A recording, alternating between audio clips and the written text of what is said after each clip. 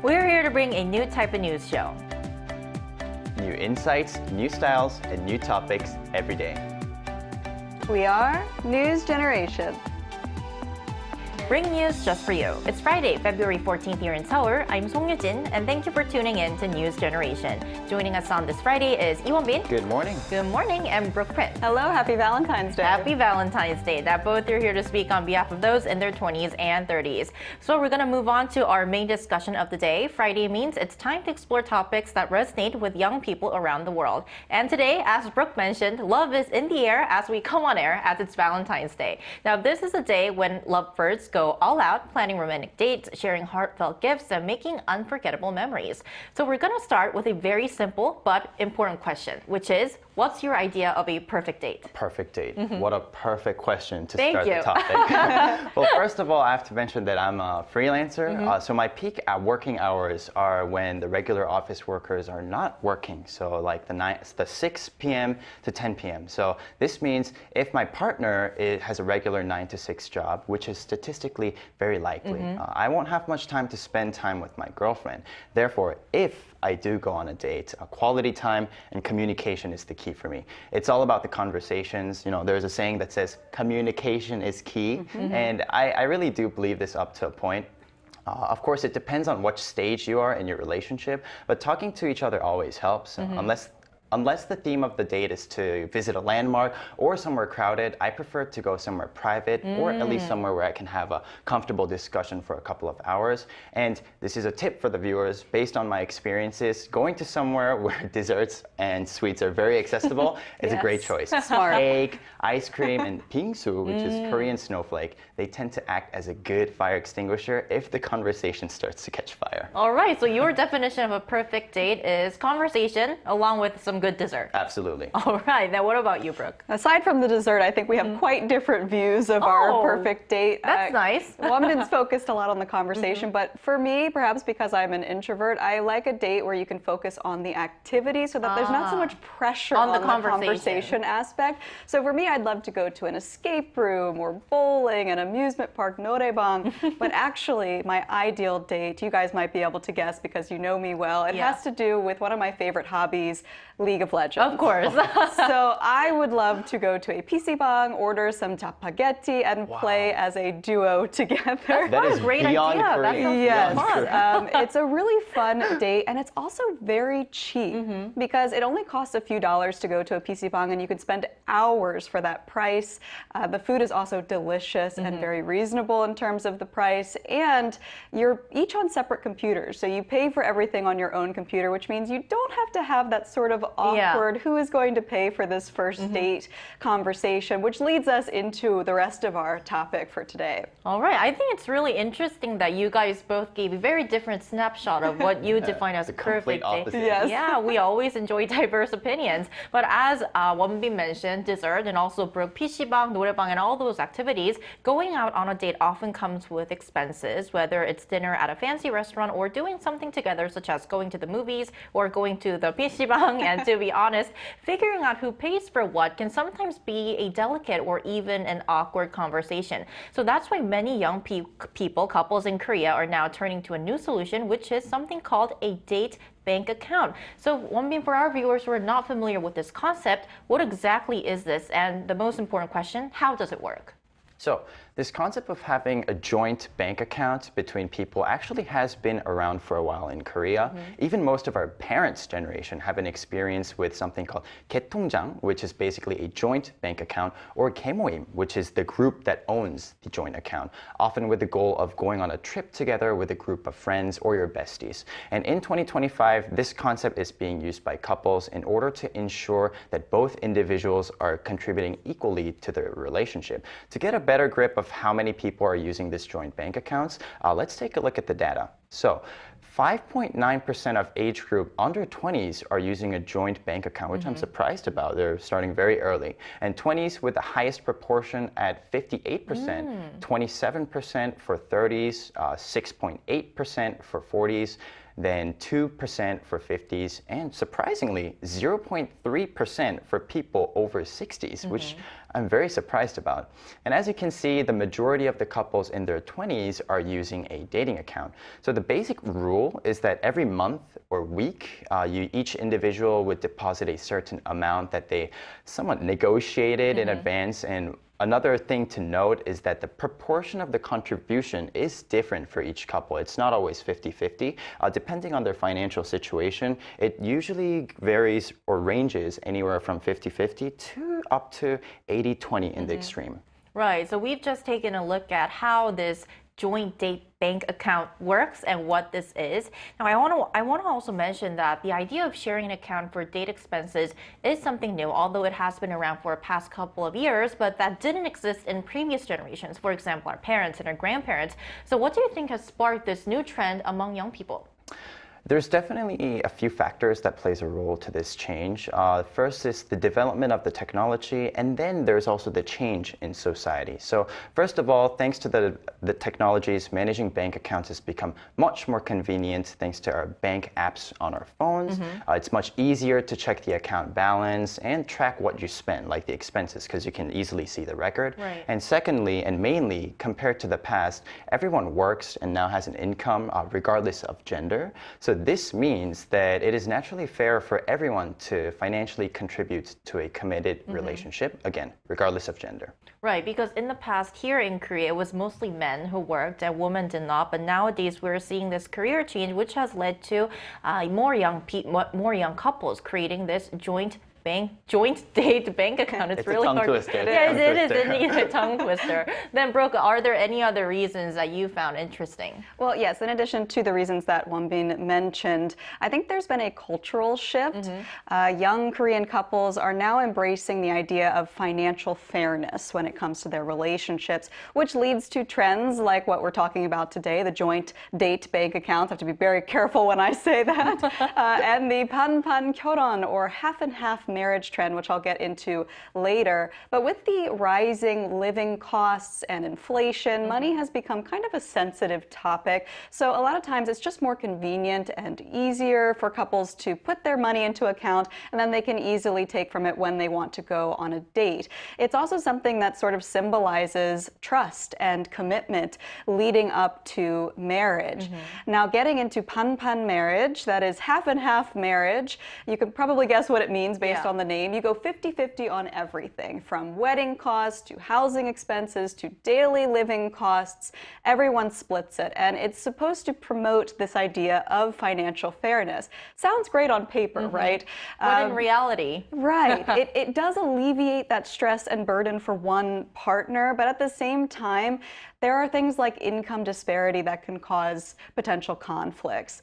It might not be as easy for one partner to put in the same amount as the other, and so this can lead to problems. There's also the issue of privacy. You might not have as much privacy in your personal spending if you decide to go completely 50-50, but overall, I think what we're seeing in Korea is that it's very important for them to have financial autonomy in their relationships, and that's why we're seeing these trends pop up. And picking up on what Brooke mentioned, like everything in life, every idea has its upsides and downsides. So I also want to ask you, what do you think are the biggest pros and cons when it comes to opening this joint bank date account? Joint date bank account? Almost, we got it. Well, let's start with the positives. So a study by Cornell University found that couples who share their finances actually tend to have a stronger connection, higher relationship satisfaction, and they have interactions that are more positive, stable, and safe than their counterparts that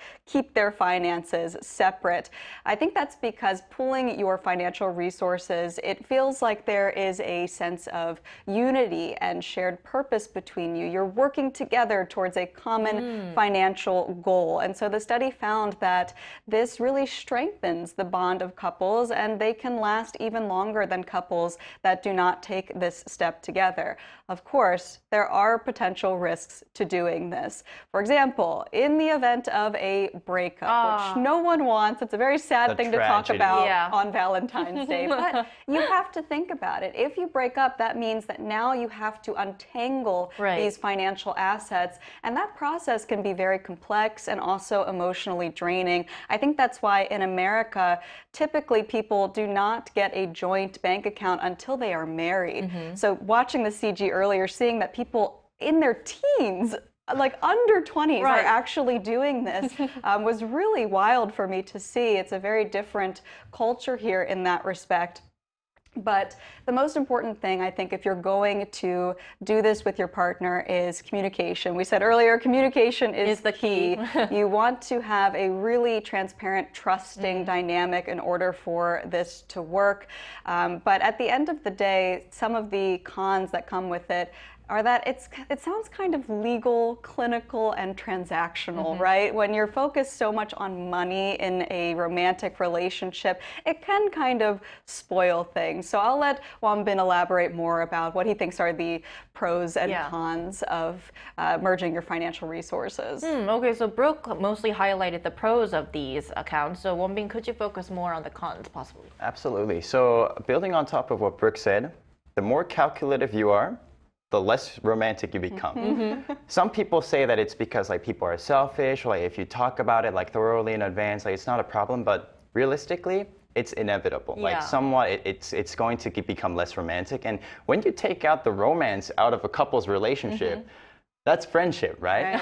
Or it can even be less than a friendship. Yeah, it's just a pile of responsibilities. And it can cause different conflicts and misunderstandings as well if the terms and conditions are not precisely communicated in advance. For example, some people will use it in a situation where they're actually not on dates and they're going to have an argument about that, or they are thinking that maybe they're abusing the account too much. There are many risks and problems. And some people who lean towards the traditional perspective believe that joint bank accounts just fundamentally goes against the belief in the sole purpose of dating and love. So there are a lot of downsides to it. Right. So there are indeed a lot of pros and cons. So we're now going to get our panelists' thoughts. We're going to dig deep into this topic a bit more. So we are back with our O and X session. So please raise the O or X sign depending on what you think of each statement. So we're going to start with our first statement. Number 1, I've used a date bank account before, or I'm open to using one. What do you think? 1, 2, 3. X and Brooke in the middle. So we're going to start with Wonbin. So for me, first of all, I've never used a dating account, and I've never planned on opening one. And this is because I just never felt like the necessity to do it. Like, excuse me, when I go on dates or when I spend money with my girlfriends, it's not a big problem. Like, we never had any conflicts about who's spending more money. Like, if I'm working and if the other person is not, I don't mind like spending a few more dollars. And if the other person got a bonus or if they made more money than me, then they would buy me something or they would just spend more money. So I guess my previous relationships were pretty lenient. So I never had an experience with it. And so far, I've never felt the necessity of opening one. So X. Okay, so X. Then why did you choose in the middle, Brooke? Well, I am American, and like I said earlier, it's pretty rare for us to get a joint bank account unless we're married. So to me, it feels like such a big step, and you're giving so much trust to another person. I'm also quite private generally, and I would be afraid that someone might micromanage my personal spending. So for that reason, I'm hesitant. But if my partner really thought it was a good idea and we had a very trusting relationship and communicated about it, I would be open to it. All right, so we're now going to take a step further and take a look at our second statement. Number 2, both partners should contribute equally to the account, paying the exact same amount. What do you think? 1, 2, 3. So X and X. So we're going to start with you, Brooke. I mentioned earlier the income disparity problem because that makes it unfair. For example, if you and I were roommates, right, and you made $5,000 a month and I made $1,000 a month, rent is $2,000. So if we split it 50-50 down the middle, I have $0 left to do anything, and you would have $4,000. So in a relationship setting, it makes it so that the power dynamic is off. One person has so much money left over, and that means I have to depend on them completely for any of my personal spending if I'm spending all of my money on the bills. So I hope that example kind of shows why it might be better to have some sort of ratio relevant to each person's income. Proportionate to what you're earning.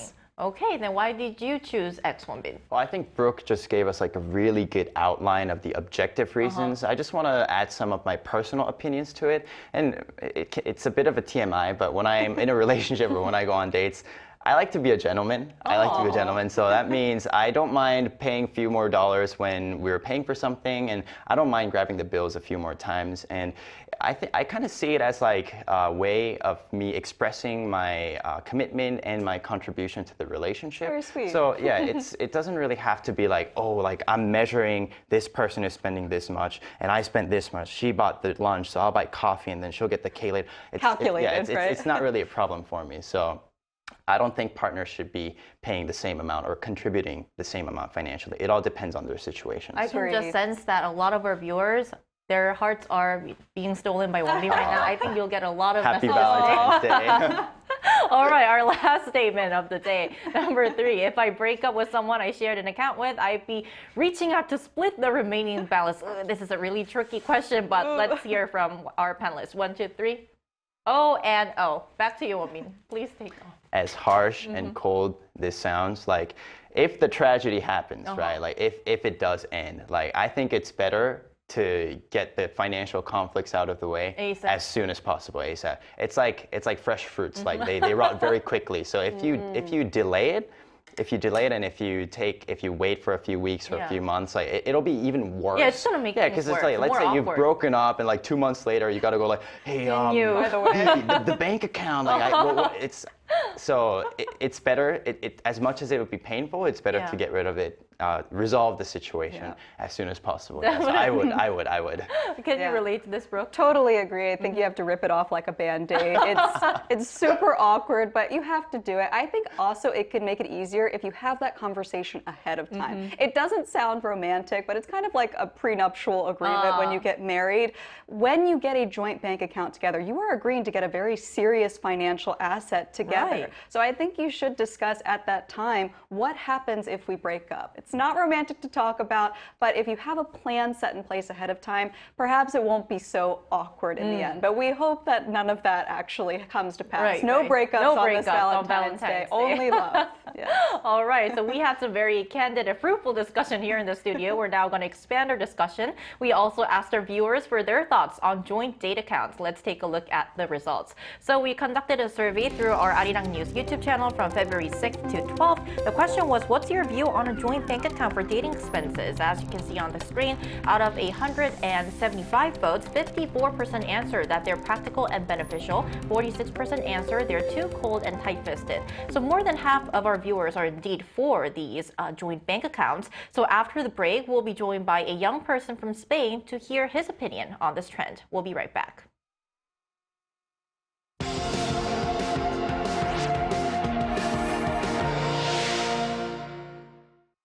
NewsGen wants to hear from you. Go to YouTube and search our channel Arirang News. Click Community and leave a comment down below. Make a new type of news with us. So joining us on this Valentine's Day is Gabriel Ruiz Benito, a Gen Z from Spain. Welcome back to the show. Hi, Yes, welcome. glad to be here. Great. So Gabriel, we first want to ask you, in Spain, how do couples typically handle dating expenses? So do people tend to split the cost, or does one side usually cover more? Well, actually, if I have to answer that with one word, it would be we do split the bill, like way more than America or even way more than Korea. I feel like Spain is very 50-50 based, but it also depends. We are 50-50 based when we are younger, like in university or in high school or in middle school. And it comes from the fact that you are not earning your own money. So that does not make sense that one of the two pays more, because it's not you paying, it's your father paying for you. So we have that feeling of like, I mean, it's not even like between us, it's between our parents. So I pay 50%, you pay 50%, and that's it. And once you start working, there is a saying in Spanish that says like, donde haya currante que no pague estudiante. That means when there is a person that is working, a person who is not working yet should not pay. It also comes from the same way of thinking, like I am working and I have income, and if the person that is in front of me has not income at all, it will not be good to put that financial burden on the parents of the other person. So that's why normally the person who has income pays. And then once you like are in a committed relationship and both of you are working, that's like more tricky because sometimes the woman asks the man to pay a little bit more. And I think it's completely logical because the salaries break is like real, and at least men tend to earn more money. But also, it's not only about women and men, but the person that earns more money normally puts a little bit more. Oh, I see. So do young couples in Spain have something similar to a joint bank accounts like for dating in Korea, or is it just unique just for Korea? Actually, it's not that popular in Spain. There is people that have it for sure, but it's not that popular at all. Because in Spain, we don't split the bill 50-50. It's even worse than that. When you go out and you have lunch with your boyfriend or your girlfriend, you pay whatever you order for, and she pays whatever she ordered for. So it's not like even 50-50, and it's just like there is no way to cross it. Like, you just pay what you order.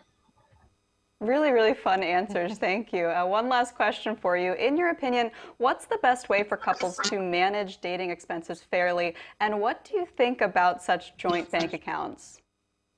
I think it's like a really good thing. For example, my parents, I am the sixth of 8 brothers and sisters, and my parents never had anything but a joint bank account. I know that they don't even care about how much each of them earns. They just have everything in the name of the two of them, and then do share all the money. And whenever they want to buy something, they always ask each other for permission.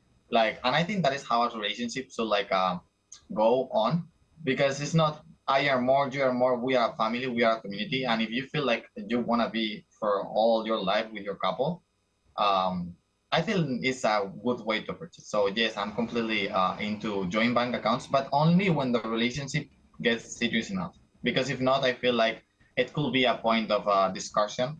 But if it's a committed relationship and they are married or dating in thinking about marriage, I feel like having separate accounts and separate financials will be a point of discussion, and also means a little bit of lack of trust.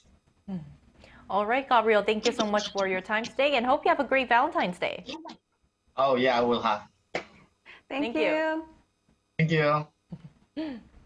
Right, so after today's discussion, have your thoughts on the joint date bank account. I finally got it right. Yeah. Yay! Did the thoughts change? Did your thoughts change? Well, if both partners agree, it's not a problem. Therefore, if my girlfriend asks me to open a joint account, I'll try to open it. Would I actively do it? I don't think so. That didn't change. But if it's done right, it can definitely bring great benefits. However, it's also a sharp double-edged sword, as we discussed the cons. And as a person who doesn't mind grabbing the bills a few more times, who doesn't mind contributing a little bit more, for me, I see it as an unnecessary responsibility rather than a tool. But you're still open-minded to the suggestion. I'm open to it. I'll give it a try if I have a chance. What do you think, Brooke? Just to end with a very brief story, I had a friend who went on a few dates with a guy who offered to pay, but then he ended up breaking up with her because he said because she never offered to pay, he felt like she didn't care as much about the relationship. So I think just the act of offering to contribute can actually be very important to people. So I see the merits of the joint bank account. It basically says, hey, both of us are in this together and we want to both contribute financially to our relationship. So I would say after learning a little bit more about it today, I'm open to it, and I'd like to say I wish everyone has a very happy Valentine's Day. Right. Hope you all have a happy Valentine's Day. And that's all for NewsGen this Friday and for this week, but we will be back next Monday at 10:30 a.m. Korea time. Special thanks to Iwon Bin. Always a pleasure. Thank you. And Brooke Prince. Thank you for having me. Thank you. And thank you everyone for watching and staying with us throughout the week, and hope you join us next week as well. We are New Generation.